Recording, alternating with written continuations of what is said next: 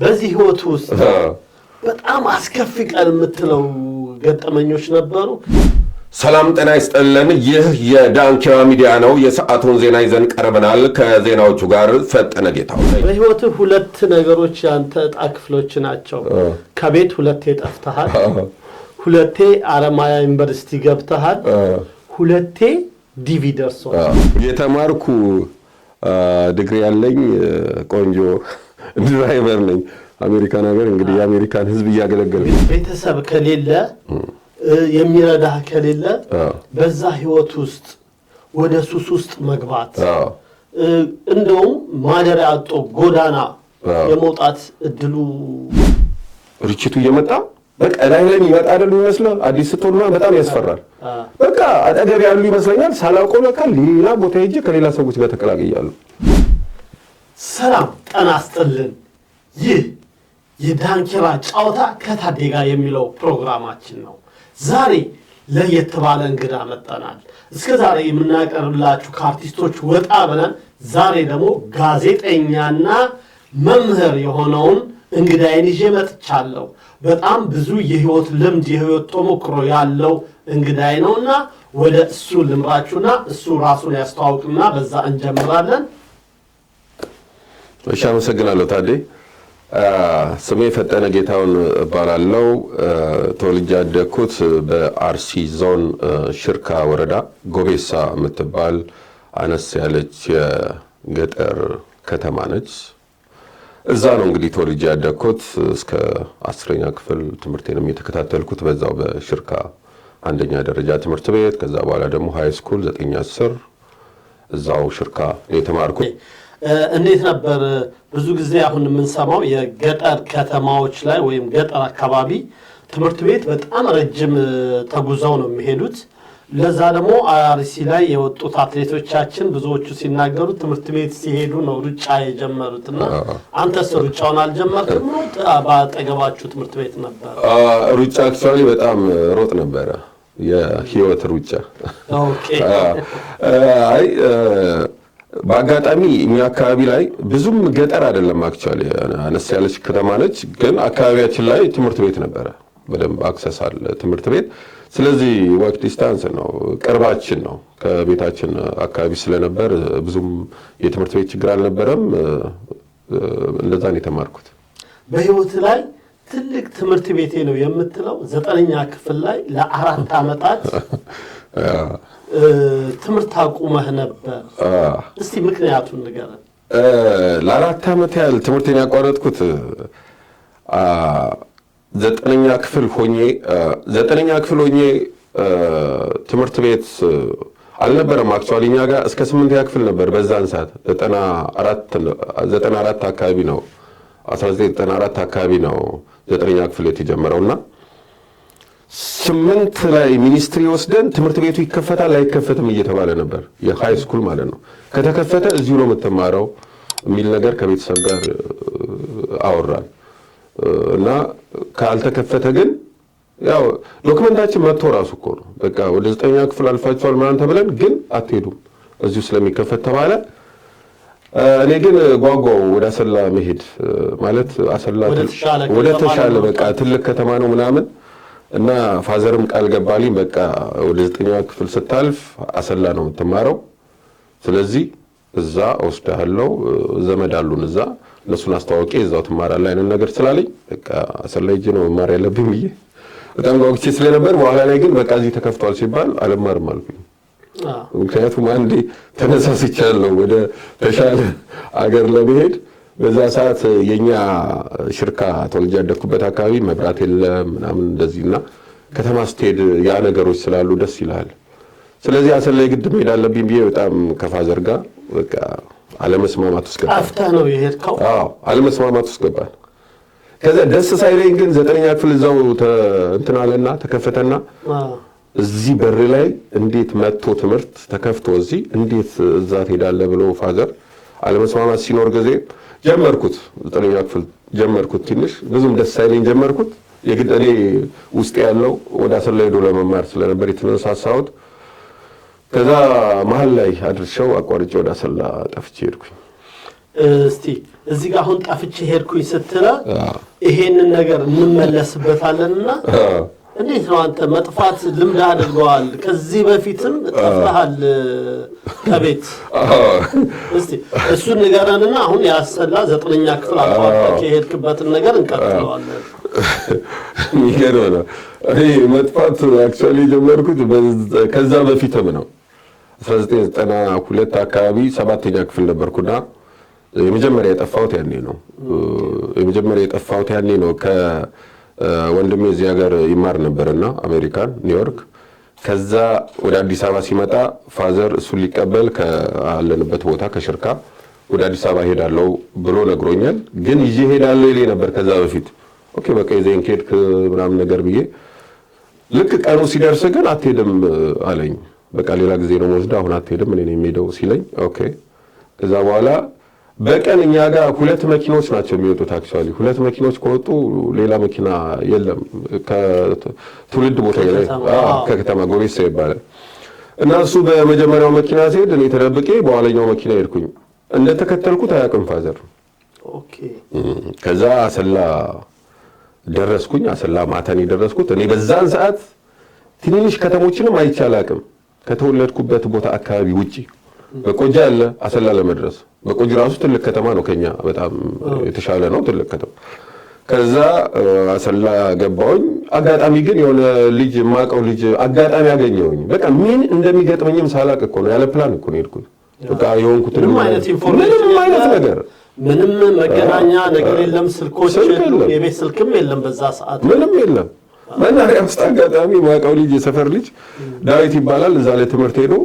አገኘኝ እንዴ ፈጥይ ምን ትሰራለህ እንዴ እንደዚህ ፋዘርን ተከትዬ መጥቼ ፋዘር በዛን ሰዓት አዲስ አበባ ገብቶ ነው ያደረው እኔ አሰላ መሸብኝ እዛ እዚህ እንደዚህ ዘመድ አለኝ አክስት አለችኝ እንደዚህ አካባቢ እዚህ ቀበሌ 14 ምናምን እስቲ እዛ ምናምን ስለው ማም ትባል እንደዚህ ስለው ራቃታለሁ እሷንም አለኝ በማታ ይዞኝ ሄደ አክስቴ ቤት ያው እንኳን ደህና መጣ አይደለም የተቀበለችኝ የቁጣ ናዳ ነው በቃ ምንድነው ያላባተ ፍቃድ እንዴት ልትመጣ ቻልክ ጩጬ ነኝ በጣም ልጅ ነኝ ያኔ 7ኛ ክፍል ነኝ ልጅ ነኝ እና በጣም በቃ ተገረሙ ደግሞ እንደው አይደለም ታዲያ ደግሞ ያኔ እኮ ከተማ መሄድ ካንድ ከተወለድክበት አካባቢ የሆነ አካባቢ መሄድ እንደ ትልቅ ነገር ነው የሚታየው የከሌ ልጅ እንዴት ሄዳ አይነት ነገር አሁን ኤቭሪባዲ ይሄዳልና አሁን ቀላል ነው ሁሉ ላይ ያሉት ነገሮች ከዛ አዲስ አበባ ደረስክ አዲስ አበባ ደረስኩኝ አዲስ አበባ የአክስቴ ልጅ ይዛኝ ሄደች ኦኬ ከዛ በኋላ ከዛ ቁጣውን በረደና ምን አለና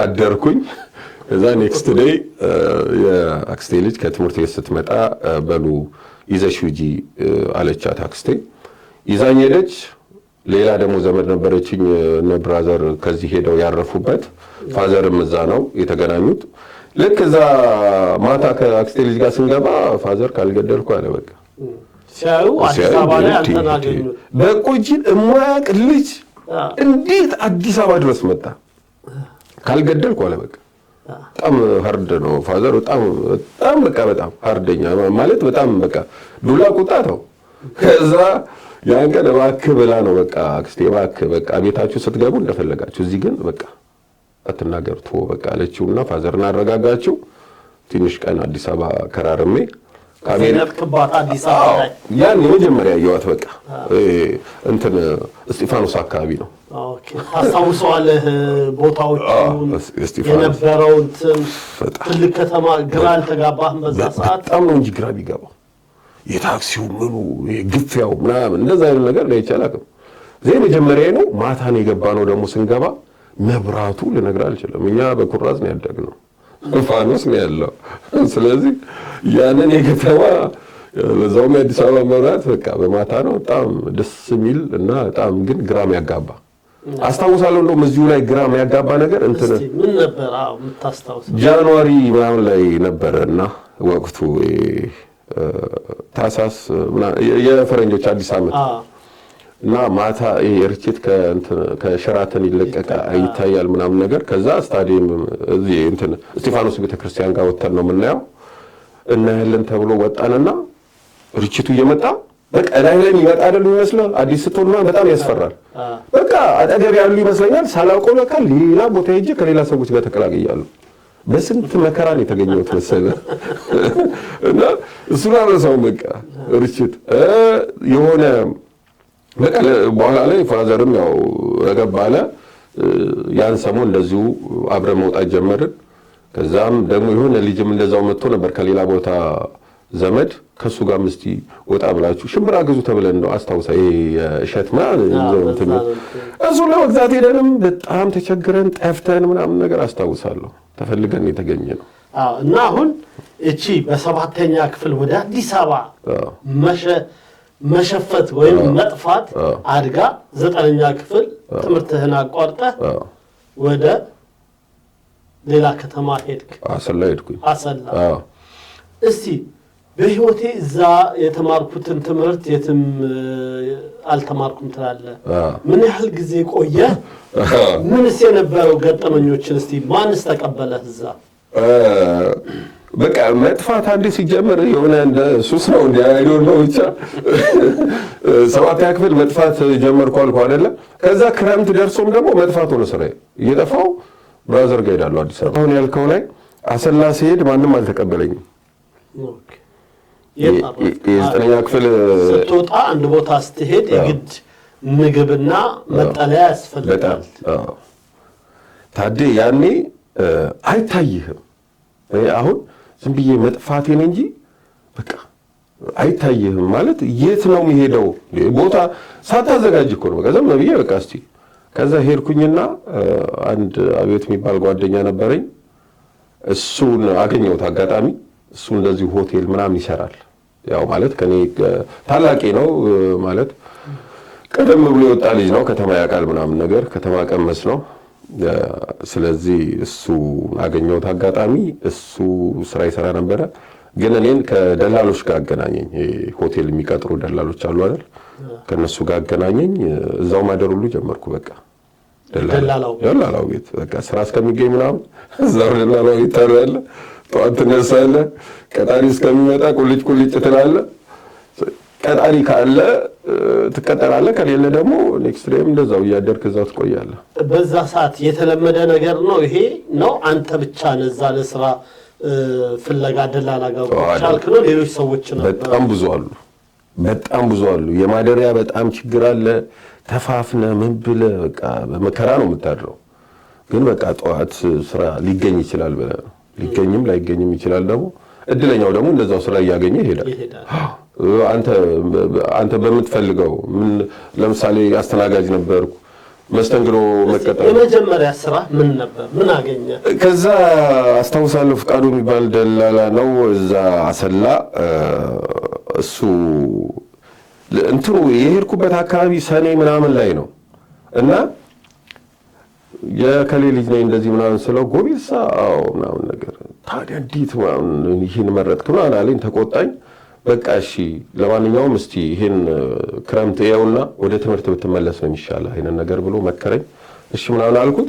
መጀመሪያ አሰላ ሆስፒታል ግቢ ውስጥ ካፍቴሪያ ነበረ፣ እዛ ነው የተቀጠርኩት መስተንግዶና አንዳንዴ ደግሞ ትላላካለ ምናምን ልጅም ስለነበርኩ እየተላላኩ እና መስተንግዶ 40 ብር ነበር ደሞዜ በወር 40 ብር።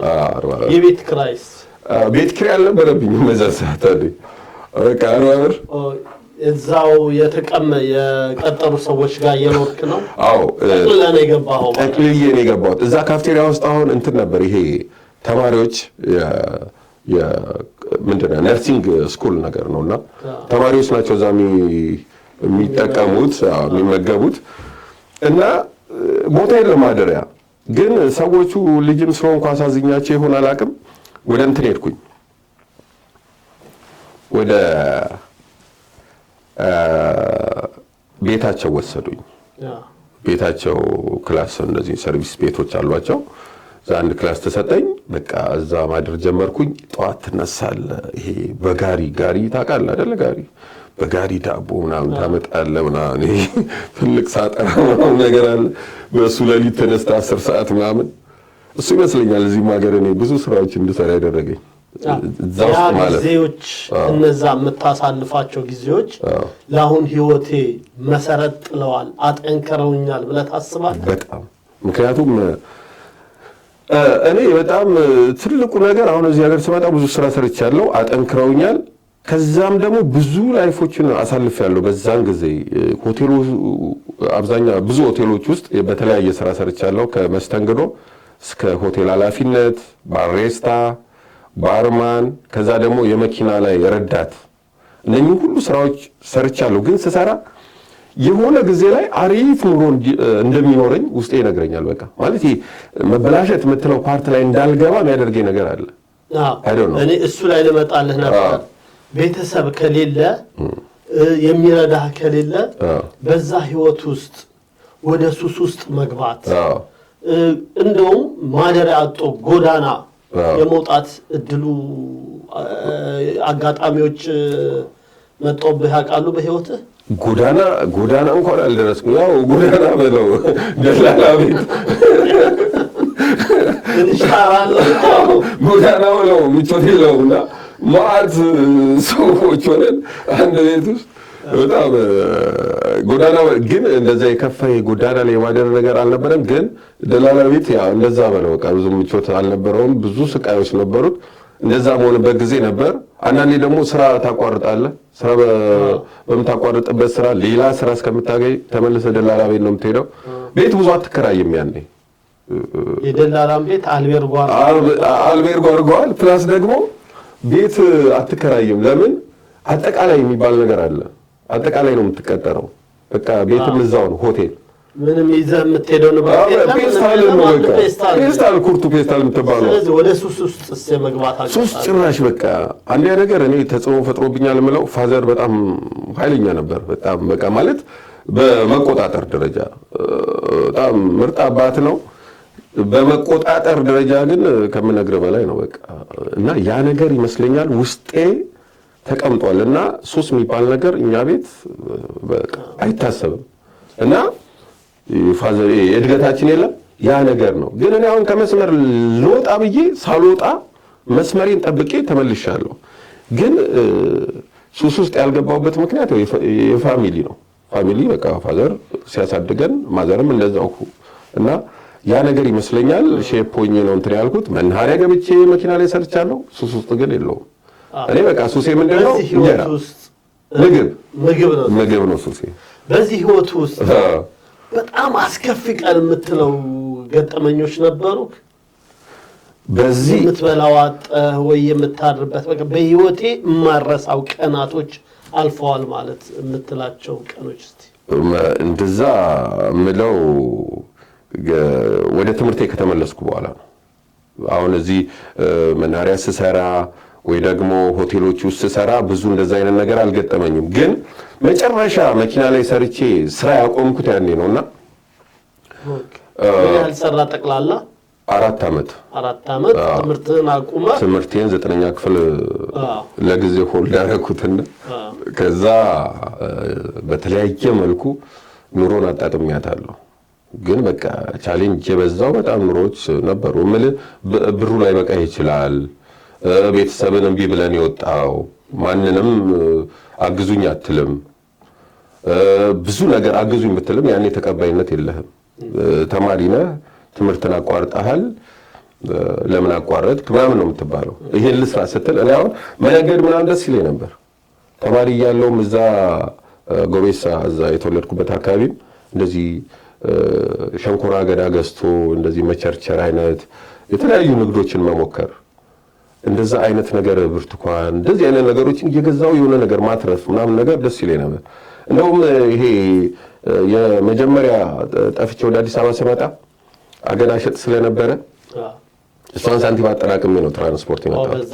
ያኔ ርካሽ ነበር። ከጎቤሳ 29 ብር ነበር ትራንስፖርት። በዛ ነው የመጣው እና ቻሌንጅ ነው።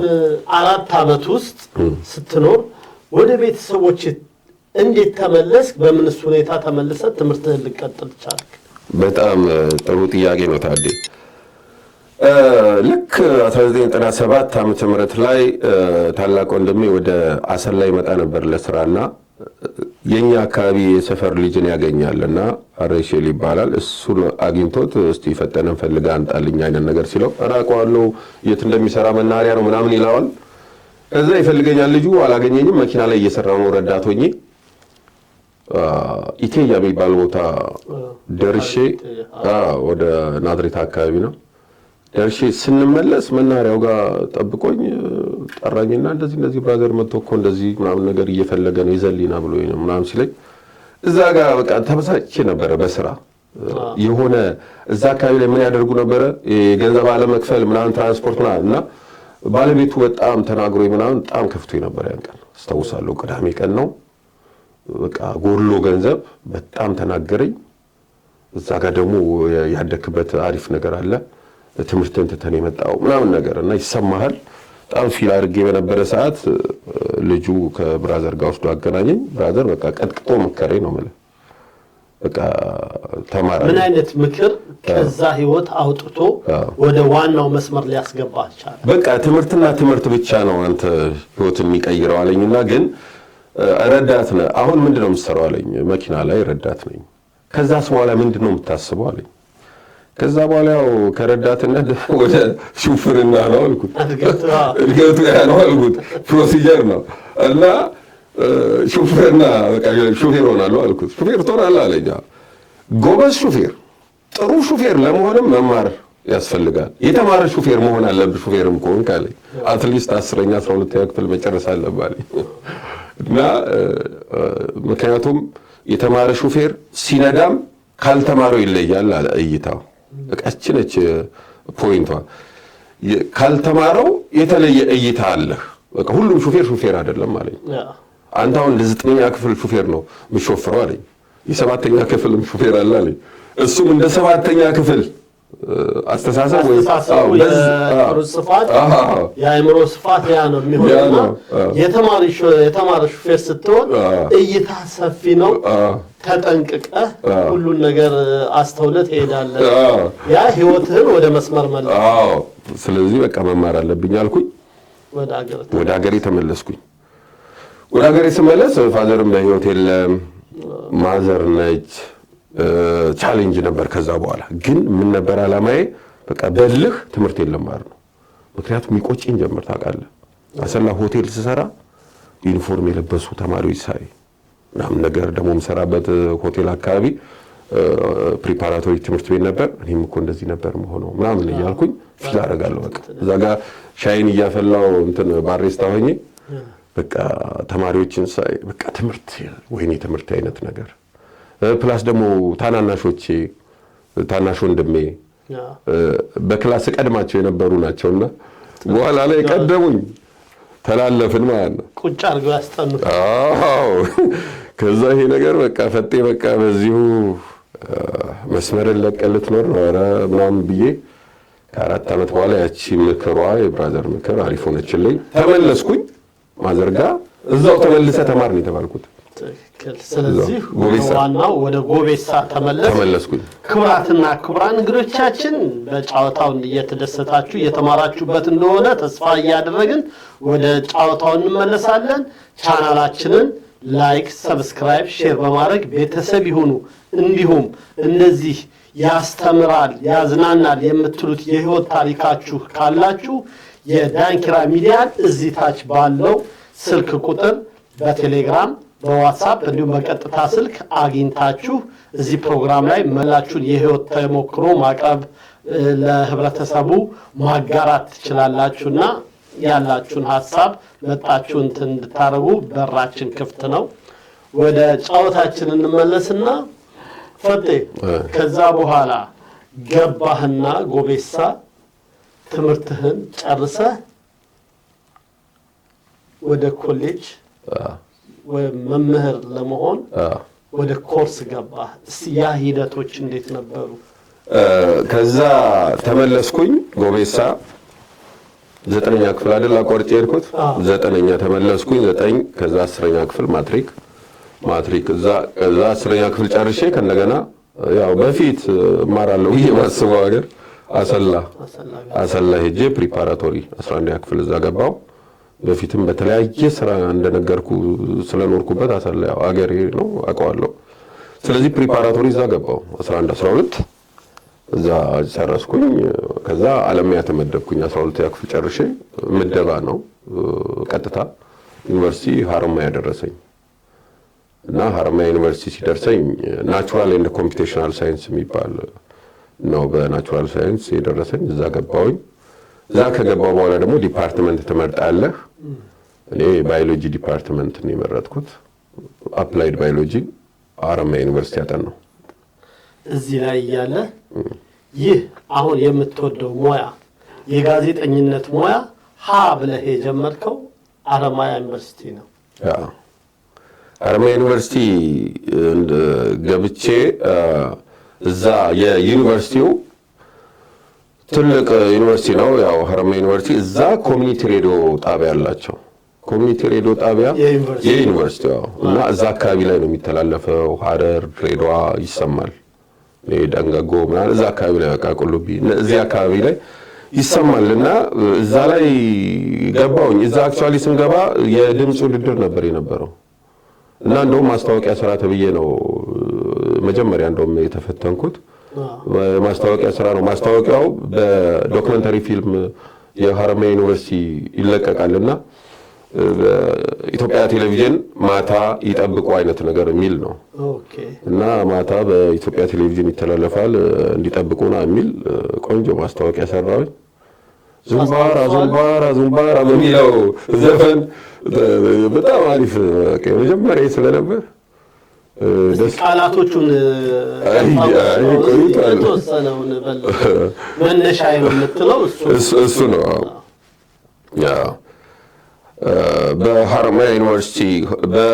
በሀረማያ ዩኒቨርሲቲ የተለያዩ ዶክመንተሪ ፊልሞችን ይዞ ዛሬ ምሽት በኢትዮጵያ ቴሌቪዥን ይቀርባል። ዶክመንተሪ ፊልሙን ለመከታተል ከ2 ሰዓት ዜና በኋላ ይጠብቁን የሚል ነገር ነው። የመጀመሪያ ሙያ ይሄ ነገር አነሳሳ ማለት ነው። እሺ እቺን ሰራው ቀኑ ሙሉ ተደመጠ ምናምን ነገር። ሀረማያ አካባቢ ሰፋ ያለ ነው አክቹአሊ ነው። ድሬዳዋ ምናምን ብዙ ቦታ ይሰማል።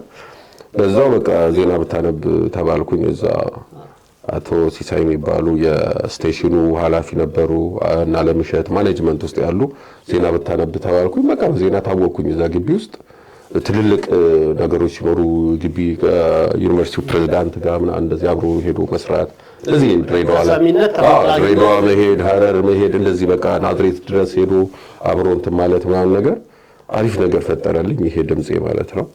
እዛ ላይ ተሳተፍኩኝ። እዛ እየተሳተፍኩኝ ደግሞ ሀረማያ ፋና 94.8 የሚባል የፋና ኤፍኤም ታዋቂ ነው። በተለያየ ክልሎች ላይ ብራንቾች አሉት። ሀረማያ ፋና ደግሞ 94.8 ሀረማያ ከተማው ላይ ነበረ። ከዩኒቨርሲቲያችን 5 ኪሎ ሜትር ራቅ ይላል። እነሱም እንደዚሁ ማቀርበውን ነገር ሰምተው ከኛ ጋር ተሳተፋሉኝ። ጥበብ ፋና የሚባል ፕሮግራም ነበረ። ቅዳሜ የሚቀርብ እዛ ላይ ድራማ ሰራለሁ። ሬዲዮ ድራማ በዛው በቃ እየወደድኩት ምን እያልኩት መጣሁ። በቃ ደስ ብሎኝ መስራት ጀመርኩኝ። በቃ ከዛ እዛ ላይ ደግሞ ዜና ስናነብ ሌላም ፕሮግራሞች መያዝ ስላለብን ሀዩ ጉራማይሌ የሚባል ፕሮግራም ነበረኝ። እሱን ምንድነው እሱ ደግሞ? ሀዩ ጉራማይሌ ማለት የተለያዩ ነገሮችን ማቅረብ ነው። ለምሳሌ ዛሬ ከጓደኞቼ ጋር ሆኜ ሀዩ ጉራማይሌ ወቅታዊ ነገሮችን በዛ ላይ ስፖርት ቀንጨብ ያሉ ጉራማይሌ የሆኑ ነገሮች ሀዩ ጉራማይሌ። ሀዩ ማለት ሀረማያ ዩኒቨርሲቲ ማለት ነው። ባጭሩ ሀዩ ነው የምንለው እዛ እና እዛ ላይ መሳተፍ ጀመርኩ። ወደዚህ ሙያ እያለ እስቲ ማን ነው ሮል ሞዴል ሆኗል? ማን ይሄኛው ጋዜጠኛ ዜና አነባበቡ በጣም ይስበኛል፣ እሱን መሆን ፈልግ ነበር የምትለው ጋዜጠኛ አለ በህይወትህ?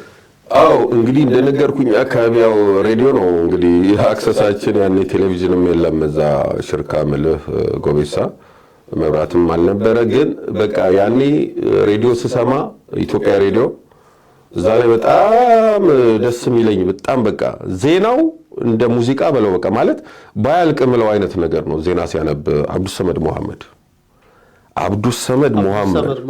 አዎ ኢትዮጵያ ሬዲዮ አብዱሰመድ መሐመድ ነኝ ብሎ የሚያነበው የዜናው አነባበብ ምኑ በጣም በቃ ውስጤን ሚነካው የነበረው ማለት ደስ የሚለኝ ጋዜጠኛ እሱ ነበር።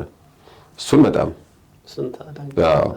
አብዱሰመድ መሐመድ ከዛ ደግሞ አለም ነዋሴ እነኝን በደንብ ድምጻችሁም እንደ ዓለምነህ ዋሴ ወፍራም ነው ይላሉ ብዙ ሰዎች እንደዛ ይሉኛል። ዓለምነህ ዋሴ እና እንደዛ ነው። ወደ ሐረማያ ዩኒቨርሲቲ እንመለሳለን። ግን ከዛ ትንሽ እዚህ ጋር ወደ ጋዜጠኝነቱ ሙያ እያወራን ከሆነ አሁን በሰሜን አሜሪካ በዲኤምቪ ኤሪያ ላይ የዩቲዩብ ቻናል ከፍተህ ለህብረተሰቡ ወቅታዊ ዜናዎችን እያደረስክ ነው ያለው።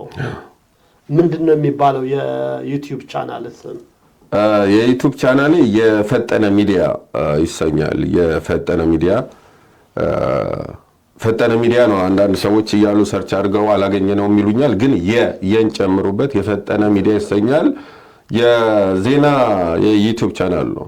እንደነገርኩ ባክግራውንድም ላይ በደንብ ዜናም ስሰራ ስለነበረ ዜና ኢንፎርሜሽን ትኩስ መረጃን አንጥተ ገና እንደዚህ ማቀበል ያ ነው እንግዲህ የቻናሉ ዓላማ ያ ነው። እንግዲህ ኢንፎርሜሽን ያው ቶሎ ማድረስ ያንን በመስራት ላይ እንገኛለን። የተወሰነ ወራትን አስቆጥረናል። እንግዲህ ያው አሁን የምንኖርበት በዲሲ፣ ሜሪላንድ፣ ቨርጂኒያ በርካታ ኢትዮጵያኖች አሉና በጣም እነዚህ ደግሞ ይሄ ህብረተሰብ ወቅታዊና ፈጣን መረጃዎችን ስለሚኖርበት አገርም ስለ ዓለምም ወቅታዊ ዜናዎች ስለሚፈልግ እርግጠኛ ነኝ ይከታተልሃል ብለን እንትንላለን። እዚህ ከስር የፈጠነ ሚዲያን እናስቀምጥላችኋለን። በዚህ ቪዲዮ ኮመንት ስርም የመጀመሪያ ላይ የዩቲዩብ ሊንኩን እናስቀምጣለንና እየገባችሁ ላይክ፣ ሼር፣ ኮመንት በማድረግ ሰብስክራይብ አድርጋችሁ የፈጠነ ሚዲያ ቤተሰብ ይሁኑ። እስቲ ፈጤ አንድ ዜና እስቲ አሁን ወቅታዊ ዜናዎችን እያቀረብክ ነውና እስቲ ከዛው ቀንጨብ ያለች አንድ ወቅታዊ ዜና እስቲ አቅርብልን አሁን ለዳንኪራ ሚዲያ ተመልካቾቻችን። ሰላም ጤና ይስጥልን። ይህ የዳንኪራ ሚዲያ ነው። የሰዓቱን ዜና ይዘን ቀርበናል። ከዜናዎቹ ጋር ፈጠነ ጌታው ነኝ። ኢራን በቀጥታ በእስራኤል ወታደራዊ የአየር ኃይል ጣቢያዎች ላይ የሚሳኤል ጥቃት የሰነዘረች ሲሆን በተለያዩ ጊዜያትም በኢራቅና ሶሪያ በሚገኙ የአሜሪካ የጦር ሰፈሮች ላይ ጉዳት አድርሳለች። ከዚህም ባለፈ በሳይበር ጥቃቶችና ውድ የሆኑ የስለላ ድሮኖችን በመጠቀም ከፍተኛ የቴክኖሎጂና የኢኮኖሚ ኪሳራ አስከትላለች ነው የተባለው። ዋው በጣም ቴንኪዩ።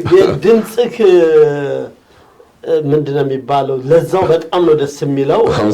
ትክክል። እኔም መሰክራለሁ፣ ተመልካቾቻችንም እንደሚመሰክሩ ነው። ይሄ ቤዝ ድምጽ ስለሆነ በጣም ስሰማው በጣም ደስ ይላል። ሁላችሁም ይሄንን ሚዲያ የምትመለከቱ የፈጠነን የዩቲዩብ ቻናል ሚዲያ ሰብስክራይብ አድርጉ። እሺ ፈጤ እንመለስና አሁን እዛው ወደ ሐረማያ ዩኒቨርሲቲ ትምህርትህን ጨረስክ። ከዛ ተመረቅ። እንግዲህ ከወደክበት ቦታ እዛ ጋር ከትምህርትህን ጥለ ተስፋ ቆርጠ በቃ የመጨረሻ ግብ ነው ያልከው ሹፍርና ነበር። በጣም ከዛ ወጣ ትምህርትህን ጨርሰ ወዴት አቀና? ከዛ ሐረማያ ዩኒቨርሲቲ በባችለር ሳይንስ ተመረኩኝ በ2005 በኢትዮጵያ አቆጣጠር። ከዛ በኋላ ከ4 ዓመት ምናምን ቆይታ በኋላ ነው እሱን ጨርሼ ስወጣ ያው ስራ ፈልገ ነው የምትገባው። ስራ አታገኝም። በጣም ከባድ ነበርና ስራ ፈልገ ምን ብለህ ነውና የግል ትምህርት ቤት ነው የገባሁት። የግል ትምህርት ቤት አሰላ ሄጄ የግል ትምህርት ቤት ገባሁኝ። ናይስ ይባላል። ናይስ ትምህርት ቤት የመጀመሪያ አንደኛ ደረጃ ትምህርት ቤት ነው። እዛ ትንሽ እየሰራሁኝ የሆነ ቦታ ላይ ስትሰራ ሌላ ይታያል ማለት ሻል ያለ እና በቃ አሪፍ የሚባል ትምህርት ቤት ምናምን ነገር ምናምን የሚባል በቃ ደግሞ ሌላ ትምህርት ቤት ሰማሁኝ። የግል ነው፣ ዓለም ትምህርት ቤት ይባላል። በጣም አሪፍ አሰላ ላይ ዓለም የሚባል ትምህርት ቤት ነበር በዛ ሰዓት በዛ ወቅት። ሃይ ስኩሎች ናቸው። ሃይ ስኩል ነው ይሄኛው፣ ሃይ ስኩል ነው። ኦኬ ዓለም ትምህርት ቤት ሃይ ስኩል። ናይስ መልገን ገና ጩጬዎች 1 እስከ 8 እና በጣም በቃ ይገርምሃል። በቃ ለፍታል ደክማል ምናምን ነገር ስራ ምናምን አታገኝም ቶሎ ትገላለህ እዛ ጋር። ግን አጋጣሚ ሆኖ እኔ ክረምትን ብቻ ነው ያረፍኩት። መስከረም ላይ የግል ትምህርት ቤት ማስተማር ጀመርኩኝ። ከናይስ ከዛ ናይስ አንድ ሴሜስተር እንዳስተማርኩኝ ዓለም ትምህርት ቤት የሚባለው ጋር ተወዳደርኩኝ። ቆንጆ ትምህርት ቤት ነው፣ ክፍያቸው ምናቸውም አሪፍ ነው፣ ቆንጆ ነው። እዛ ገባሁኝ ዓለም ትምህርት ቤት ተወዳድሬ ምናምን ናይስ እያስተማርኩኝ ተደውሎ ተጠራሁኝ። ዓለም ትምህርት እንደዚህ አልፋል፣ እንደዚህ መጣ፣ እንደዚህ ኦኬ። ከዛ በቃ ሌላ ፈተና ነበረው እሱን ማለት እዛ ገባሁኝ። እዛ ማስተማር ጀመርኩ። በቃ ቆንጆ ሃይ ስኩል ነበረ፣ ቆንጆ ትምህርት ቤት ነው። አስተማርኩ 1-2 ዓመት አካባቢ እዛ እያስተማርኩ ቆየሁኝ አሰላ። ከዛ በኋላ ወደ መንግስት ትምህርት ቤት ገብቶ ግን የማስተማር እንትን ነበረኝ በቃ ፍላጎት። መንግስት ትምህርት ቤት ቋሚ የምንለው ስራ የለም፣ የሆነ ስራ አሁን ከግልና ከመንግስት ሲባል እኛ እየተማርን በነበረበት ሰዓት የመንግስት ስራ ምናምን ጡረታ አለው ይባላል አይደል? በቃ የሆነ ብዙ ነገሩ አሪፍ ነው ይባላል። ግን በሳቢ ደረጃ ደግሞ የግልም ቆንጆ ይከፍላሉ። ክፍያ ቆንጆ ነው። በማስተማር ላይ ያለህ እንዴት ነው? ማስተማርን ወደድከው? ትውልድን ማነጽ ትውልድን ኮትኩቶ ማሳደግ ከምንም ነገር በላይ የሚያኮራ የሚያስደስት ነገር ነው እና እኔ በጣም ከምንም በላይ ለመምህራን ክብር አለኝ።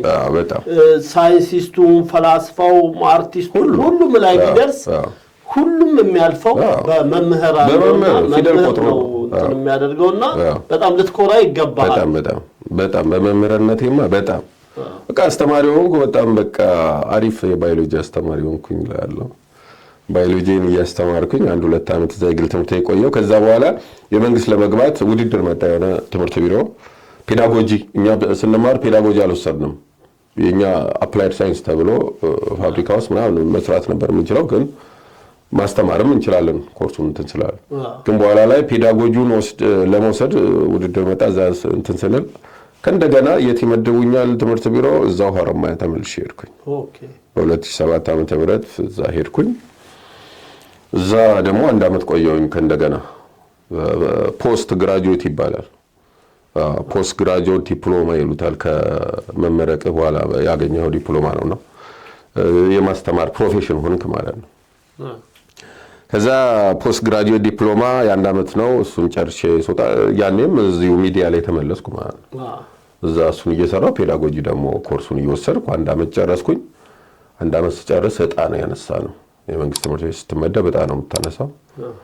ከክልል መታወቂያ ያስነሳዋል። እኔ ዕጣ ሳነሳ አርሲ ደረሰኝ።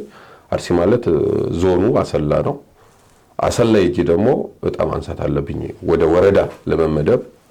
የወረዳ ዕጣ ሳነሳ ደግሞ ዝዋይ ዱግዳ የሚባል ወደ ዝዋይ አካባቢ መቂ አካባቢ ወደዛ አካባቢ ነው። ዝዋይ ዱግዳ ወረዳው ነው። አሩራ ይባላል ከተማው። እና እዛ ደረሰኝ። እዛም ሄጄ ደግሞ ትምህርት ቢሮ የወረዳ አለ። እዛ ሳነሳ ደግሞ ዕጣ ከእንደገና ውላርባ የምትባል በጣም ሪሞት በጣም ስለሷ በደንብ ሩቅ ቦታ ፈልጋለሁ። እሷ በጣም ሁላ 40 በኦሮምኛ ምን ማለት ነው ብዬ ጠይቄያቸው ነበርና የዝሆን መንገድ ማለት ነው አሉኝ። ሁላ 40 ማለት መንገድ ነው፣ ሁላ ማለት ዝሆን ነውና አንድ መስመር ነች። በቃ መኪና በግድ ነው የሚገባው ምናምን ነገር እና የወረዳው ከተማ ላይ በሳምንት 2 ቀን ገበያ አለ። እዛ ሰዎች ይዞ ለመሄድ ነው መኪና የሚመጣው። በሳምንት 1 ቀን ትሰማለህ ማለት ነውና በጣም አስቸጋሪ ቦታ ነው። እዛ ተመደብኩኝ። በቃ ቻሌንጅ ነው። በቃ ያው እንዳልከው ነው። ስታስተምር ነው ያ ቦታ እንዴት ነው? በጣም እሱን ስታነሳ ሁሌ የሆነ ስሜት ይለዋወጣልና አሁንም ውላርባ ማለት እኔ እንደዛ አይነት ቦታ አልኖርኩም ከዛ በፊት። ያው ጎቤሳ አሁን እኔ እዛ በወለድ ማድግም ግን የተሻለች ነች። አትሊስት የተወሰነ እቺኛው ደግሞ የዋሰች ነች። በቃ ማለት ብዙ አክሰስ የለም። መብራት ችግር ነው፣ ውሃ ችግር ነው። ትምህርት ቤቱ ብዙ የተደራጀ አይደለም። በቃ የምግብ አክሰሱም ያን ያህል ነውና ውላርባ የምትገርም ቦታ ነች። እንግዲህ ቅድም ብለህኛል እኔ ምንም ሱስ የለብኝም፣ ሱሴ ምግብ ነው ብለሃል። እዚህ ደግሞ የምግብ አቅርቦቱ በጣም ወረድ ያለ ነው።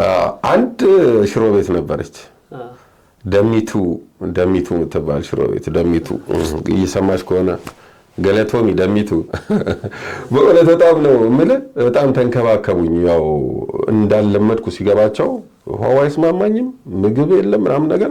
አንድ ሽሮ ቤት ነች። በቃ ማታ እሷ ጋር፣ ጠዋት እሷ ጋር፣ ጠዋት እሷ ጋር ቀን እሷ ጋር ማታም ጭምር 3 በቀን ጠዋት ትሄድና በጣም ትልልቅ አምባሻ አላት ምናምን ነገር 2 አምባሻ ከአንድ ሻይ ጋር በቃ እና ቀን ደግሞ ትሄድና በየአይነት ምናምን በቃ እና በጣም የሚገርም ጊዜ ነበር ሳስበው። ሞር አስቸጋሪ ነው የምትለው እዛ ምን ነበረ? በቃ ይሄ የምግብና ቶሎ ቤተሰብ አታገኝም፣ የመኪና አክሰስ የለም፣ ማታ ሲደርስ መብራት የለም፣ ስተኛ ባትሪ ተጠቅመ ነው ቤት ውስጥ የሆነች ላይት ነገር ምናምን ልብስን አውላልቅ ምናምን። በህይወትህ 2 ነገሮች ያንተ ዕጣ ክፍሎች ናቸው። ከቤት 2 ጠፍተሃል፣ 2 አለማያ ዩኒቨርሲቲ ገብተሃል፣ 2 ዲቪ ደርሷል። 2 ነው ዲቪ የደረሰኝ። አሜሪካ በጣም ፈልጋኝ ነበር። 2 ነው ዲቪ የደረሰኝ። በጣም የሚገርም ነው። 2002 ወይንም በፈረንጆቹ 2011 ላይ ዲቪ ደረሰኝ። ፍሬሽማን ነበርኩ ያኔ ዩኒቨርሲቲ የመጀመሪያ ዓመት ተማሪ ነኝ። ዩኒቨርሲቲ እያለው ነው ዩኒቨርሲቲ ውስጥ መጥተው ዲቪ የሚያስሞሉ ሰዎች ነበሩ። በቃ የዲቪ ታይም ላይ በቃ ከውጪ ይመጡና ከዩኒቨርሲቲ ውጪ ያሉ የፎቶ ቤት ይሁን ምናምን ብቻ ይመጡና ዲቪ ያስሞላሉ። እስቲ ልሙላ ብዬ ወደ ክላስ እየገባው ነው አስታውሳለሁ። እስቲ ሞላው ከጓደኞቼ ጋር አብረን የሞላ ነው። ከዛ ያኔ በኢንተርኔት ምናምን አክሰስ ብዙ አልነበረም። ግቢ ውስጥ ፖስታ ቤቶች ነበሩና ስሜ ተለጥፏል። ግንቦት ላይ ነው ሪዛልት የሚሰማውና በቃ የኔን ስም አይተው ዶርም ውስጥ ያሉ ፍሬንዶቼ መጥተው ነገሩኝ። በቃ ፈልገውኝ ማለት ነው። ዲቪ ደርሷል ፈጤ ምናምን አይተዋል ወይ ስምን ምናምን የት እዛ ፖስታ ቤት ተለጥፏል ስምን ኧረ ተው እባክህ ምናምን ነገር አይ ኧረ እንደዛ ነው አሉኝ። ይዘውኝ ሄዱ በቃ ሊያሳዩኝ ማለት ነው። ዶርም ውስጥ 26 ሰው ሆነን ነበር የምንኖረው። ኦኬ በጣም ብዙ ሰው ነው። 26 ሰው አንድ ዶርም ውስጥ በተደራራቢ አልጋ ነው። ሀያት ይባላል ፍሬሽማን ዶርም ነው። የሚገርም ላይፍ ነው ያሳለፍነው እዛ ራሱ እና እነሱ መተው ነገሩኝ። በቃ ሄድን። ዲቪ ሲባል ያው ባጀብ ነው በቃ ታጅበ ነው የምትሄደው። በቃ ዲቪ ደርሶታል አሜሪካን ነው ምናምን አንተ ገላገለ ምናምን። አንዱ ጓደኛዬማ ሽንኩርት ማይከተፍበት ሀገር ነው በቃ ወተደ ይለኛል። ማለት አሁን እየሰራ ምግብ እሱ ምናምን ሽንኩርት እየከተፈ ነውና መከተፍ የሌለበት ሀገር በቃ ዝም ሁሉ ነገር ቁጭ ያለ አይነት ነገር መስሎቸው ነውና በቃ አንተ ግማሹም ደግሞ 26 ናቸው እንግዲህ እሱ ጎሎ 25 ነን ይሰፋናል ይሆናል አልጋው ሊለቀው ነው እና ደረሰኝ። ከዛ እንቅልፍ አልያዘኝም እኔ ራሱ በቃ ዲቪ በቃ ሰው ሁሉ የሚወስድብህ ነው ይመስላል። ሰላም ነሳቸው ቶሎ ሂጂ ምናምን ከፖስታ ቤት ተሰጠኝ። ከዛ ወደ ከተማ ላሉት እንግዲህ አዲስ አበባ አካባቢ እነ ብራዘር አሉ እነሱ ጋር ደዋወልኩኝ። በጠፍ ጨረቃ በቃ ና ተባልኩኝ። ከሐረር ለሊት ተነስቼ አዲስ አበባ ማታ ገባሁ። ፎርም ለመሙላት እኮ ነው እዛም ሆነ መሙላት የምችለው ነው ግን ለጥንቃቄ ምናምን ይባላል በቃ ዲቪ ሲባል በጣም አክቹአሊ በጣም ክብር እንትን ነበረውና መጣን። በቃ አዲስ አበባ ተሞላ ምናምን ፎርሙ ተላከ። ከዛ ኦኬ የሚባለውን ነገር ትጠብቃለህ። ከዛ ወደ አለማያ ተመልሼ ትምህርቴን እየተማርኩ ኦኬውን መጠበቅ ጀመርኩኝ። ኦኬው ቢጠበቅ ሊመጣ ነው አልመጣም። የዋሽታው ነው ቀረ። ኦኬ ወጣ ሳይመጣ ቀረ። በቃ ዲቪ ደርሶት ነበር። በቃ ዲቪ አልሄደም እኮ ትባላለህ ሰፈር ምናምን።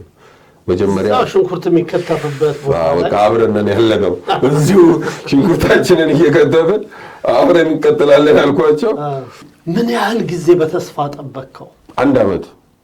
ከዛ በኋላ ተስፋ ቆረጥ? አዎ ከዛ በቃ ተስፋ ቆረጥ። በቃ አይመጣም ተቃጥሏል። ደግሞ ኬዝ ነምበር የሚባል ነገር አለ። እስከ 28000 መጥቶ በቃ ቀረ ምናምን ይባላል። አስታውሰዋለሁ እኔ 36000 ምናምን አካባቢ ነበርኩ። ስለዚህ በቃ እኔ ኬዝ ነምበር ላይ አልደረሰ ምናምን ብዬ እንትን አልኩኝ፣ ተስፋ ቆረጥኩኝ። ስለዚህ ትምህርቴን ሊያዘው አልኩኝ። ሁለተኛው ዲቪስ መቼ መጣ? ሁለተኛው ዲቪ አሁን 240 ነች። 240 እየሰራው አሁን እዚች አለ ከተማ ምን ጥር ያለ ገጠር ነች እንጂ ኢንተርኔት የለም ሳይሰራ እንዴት ዲቪ ልትሞላ? ስልክ የሚገርም ታዴ የሆነ ተራራ ላይ ሄደ የሚሰራበት ቦታ አለ። ይሄ ማሳውን ታልፍና ምናምን ተራራ ላይ ከቤተሰብ ጋር ለመገናኘት እሑድ ቀን ምናምን ሄደ ስደውል እንዲያወራ እንዲህ ካልክ ይቆረጣል። እዛችሁ ጋር ስታክ አድርገህ ነው የምታወራው። እንዲህም ካልክ ይቆረጣል። እና የኔትወርክ ችግር በጣም ነበር። እና ዲቪ የሞላሁት እዛ አይደለም፣ ኢንተርኔት አይሰራም። ከዳይሬክተሩ ጋር እዛ ውል አርባ ከሳስተምር ዳይሬክተሩ የትምህርት ቤቱ ኃላፊ ስብሰባ ከአንድ አስተማሪ ጋር ስብሰባ ይባላል።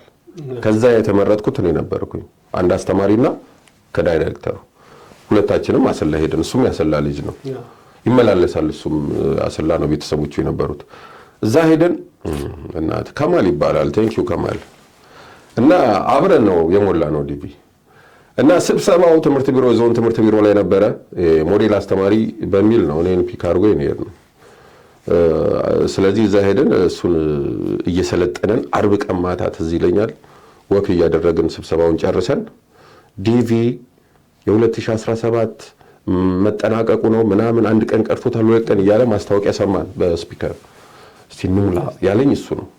እኔ ተስፋ ቆርጬ ነበር በመጀመሪያው ዲቪ የሚባለውን ጭራሽ አላስበውም ብዬ ነበር። እንሙላ ብሎኝ ይዞኝ ሄደ። ገባን፣ ሞልተን እዛው አሰላ ነው እኔ በቃ አንድ ጓደኛ አሸብር የሚባል አለ፣ እሱ ጋር ትቼው ሄድኩኝ ወደ ስራዬ። በቃ ስራዬን እየሰራው እያለ እዛው ውል አርባ ተመልሼ ማስተማር ጀመርኩኝ።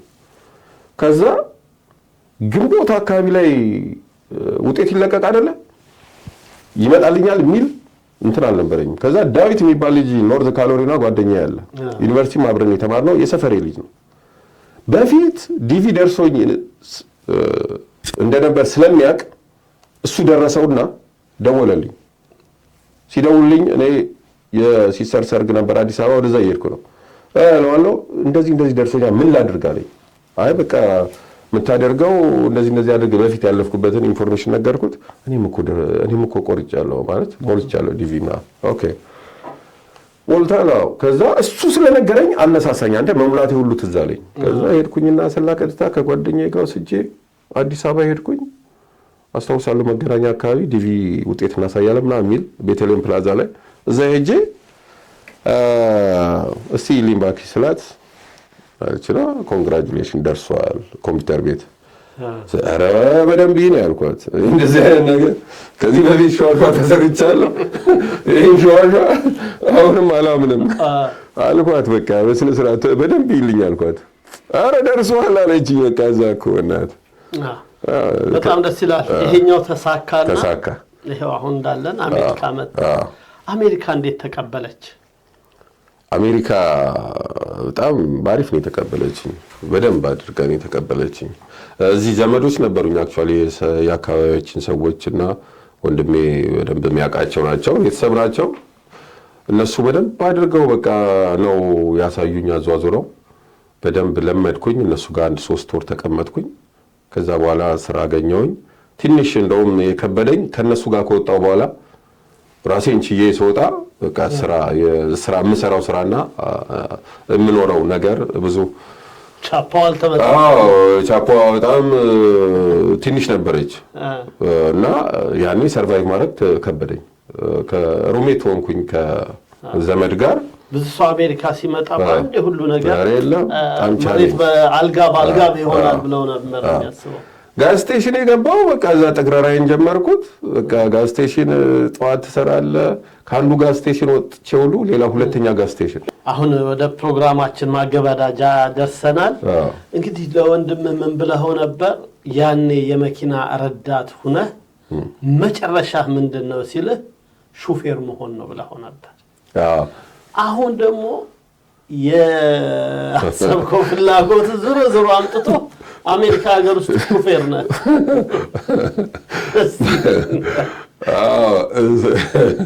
እሱ በጣም የሚገርም ነው። አክቹዋሊ እሱ አሁን ያኔ እንደዛ ሲል የእዛው ያለውን ሹፍርና ነው እንግዲህ እዛው ከረዳትነት ወደ ሹፌር ብትሆን ነው እንጂ ይሄኛውን ማንም አላሰበውም። ምክንያቱም ትምህርቴን ተምሬያለሁ፣ ወደ ሲስተሙ ተመልሻለሁ፣ ቆንጆ መስመር ይዣለሁ፣ አስተማሪ ነው የሆንኩት። ከዛ ማስተርስ ከዛ ፒኤችዲ እያለ በትምህርት ቀጥላለህ ነው ከዛ በኋላ የነበረው እንትን እሱም። ከዛ ግን እዚህ ሀገር መጥቼ ብዙ ስራ ሞከርኩኝ። ጋዝ ስቴሽን ሰራው፣ ዳንኪ ዶናት ሰራው፣ ሪያል ሰራውት የለም ሬገን ኤርፖርት 2 ስራ በቃ ከአንዱ ስራ 30 ደቂቃ እረፍት ኖራህ ነው በቃ ከአንደኛው ስራ ወጥተህ እዛኛው ስራ በቃ ማሊያ እየቀየርክ ብቻ መስራት ያለበዛ ህይወት አይገፋም።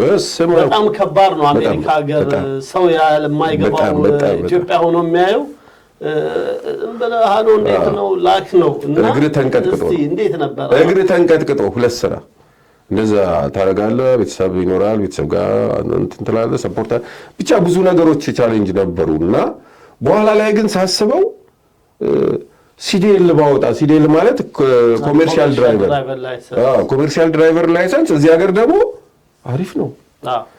አጠቃላይ ከሰራኋቸው ስራዎች የተሻለ ብቻ ሳይሆን በጣም የተሻለ ፕሮፌሽናል ስራ ነው ድራይቨር። አሁን ኢትዮጵያ ድራይቨር ስትል ድራይቭ ነው ምናምን ነገር መናሪያ ነው የምትለው አይደል? ይሄኛው ይለያል። ፕሮፌሽናል ነው። በቃ የተመረጠ ነው የምታመጣው። ራሱ ድራይቨር ላይሰንሱን ለመያዝ ብዙ ፈተናዎች አሉት እና ኮሜርሻል ድራይቨር በቃ ብዙ ጓደኞቼ ናቸውና በኋላ ላይ በቃ ለምን እንደዚህ አትሰራ ምናምን ሲሉኝ ቀለል ያለም ነው ማለት አንድ ስራ ትሰራለህ፣ በቃ ሰላም ያለው ስራ ነው። 2 ስራ የምትሰራውን ሳቢን ታገኘዋለህ በአንድ ስራ እና አሁን የከተማ ድራይቨር ነኝ። ብራዘርም ያለው ነገር ተሳክቷል።